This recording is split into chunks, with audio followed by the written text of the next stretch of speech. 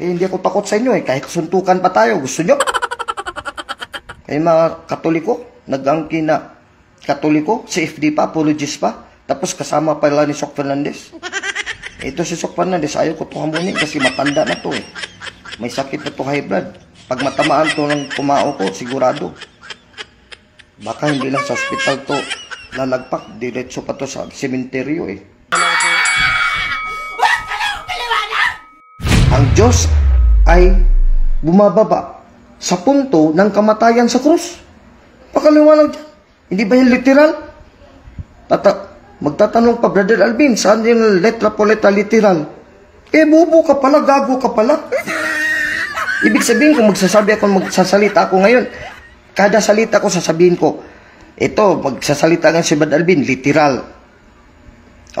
Mga kaibigan ko dyan na mga Katoliko, manood kayo sa live stream ko. Yan, literal. Gago to Hindi na kayo nahiya. Wala naman kayong alam talaga. Binubo na masyado ni Satanas yung utak niya. Sa kademonyohan ng kanyang heresy at mga sismatiko kayong mga apostata kayong mga immoral pa kayo. Mahilig kasi kayo maglaklak ng beer at mga alak Mahilig pa kayo sa porno. Hindi lang sa porno, immorality talaga. Masturbation, yan ang bisyon Pornography, dyan sa mga cellphone Tapos, nagbababae kayo, mga adulterers. Kinakasama nyo, inaasawa nyo, mga may asawa na. Hindi ako takot sa inyo kahit suntukan pa tayo. Gusto nyo? Kaya mga Katoliko, nag-angkin na Katoliko, si FD pa, apologist pa, tapos kasama pala ni Sok Fernandez. Ito si Sok Fernandez, ayaw ko ito hamunin kasi matanda na to May sakit na to, high blood. Pag matamaan to ng kumao ko, sigurado.